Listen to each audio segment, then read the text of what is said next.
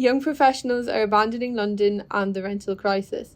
For example, a typical weekend for Jack Trimmer used to be spent in busy pubs in southwest London, but they tend to look a bit different now since he moved back into his parents' home in Hampshire a few weeks ago.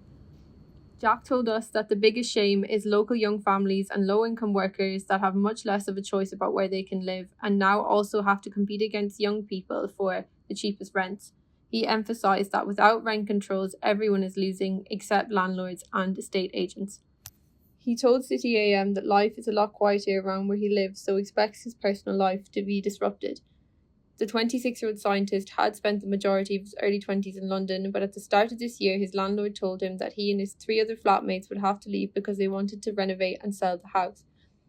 Unfortunately, Jack's situation is not unique. He is one of the countless young professionals whose lives have been upheaved by London's renting crisis, a problem which has been accelerated in the last year by landlords putting their homes on the market in response to rising mortgage rates. Figures by property portal Zoopla, shared with City AM, showed that 1 in 10 homes for sale on its website are landlords selling. More than half of these are in London and the South East. For many graduates, moving to London and securing your first job in the city is almost a rite of passage, but a recent study by YouGov showed that nearly half of 18 to 24-year-olds living in the capital now plan to leave within the next 10 years. A cocktail of dwindling supply and rising demand has made renting nothing short of a nightmare.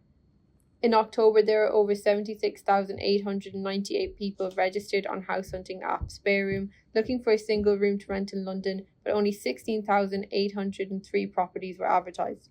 The price of a bedroom in a home in London is now on average £1,030, up from £933 in the same period last year and £797 the year prior to that. Matt Hutchinson's communications director at Spareroom told City AM that there is nowhere left in London you can call affordable.